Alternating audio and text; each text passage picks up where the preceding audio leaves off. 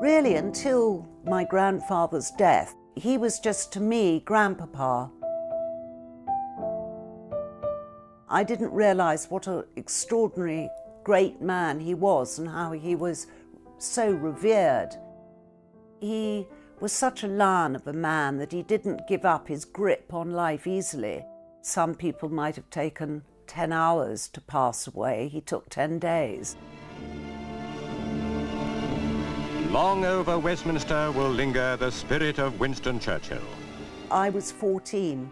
I didn't know an awful lot of people who had died, actually, so I didn't know really what to expect.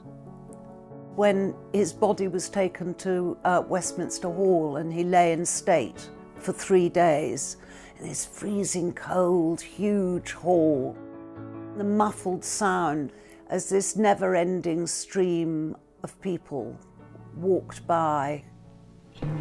This winter morning, the chimes of Big Ben announced the beginning of the state funeral. And everything seemed to happen in slow motion. And I remember the constant thud of a muffled drum and the sound of the soldiers' boots on the pavements. In these emotional moments, members of the great man's family stand watching as the bearer party, with reverent care, approach St. Paul's. As we went up the steps to St. Paul's Cathedral and through these great doors, we went to our seats and we walked all the way up this incredibly long aisle. And as one sort of dared to look up, if you like, there were all the heads of state and kings and queens all sitting there. I think it was the second hymn, "Mine eyes have seen the glory of the coming of the Lord."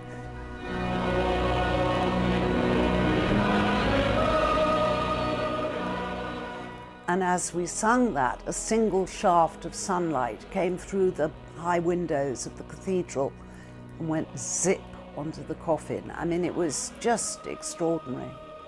Absolutely made the hairs on the back of my neck stand up. We went from St. Paul's Cathedral to the river. Suddenly, the cranes on either side of the river went down half-mast. It was a completely spontaneous gesture, but it was one of immense dignity. In a sense, Grandpapa at the beginning of the day belonged to the nation. And in a sense, when we got on the train, he was given back to the family and became a grandfather and a father and a husband. As we chugged through the countryside, at nearly every gateway, there were little groups of families and farmers holding their cap on their chest. It went on all the way up till we got to Blenheim. Grandpapa was lowered into his grave. It was a very difficult moment, I think, for all of us, particularly my grandmother.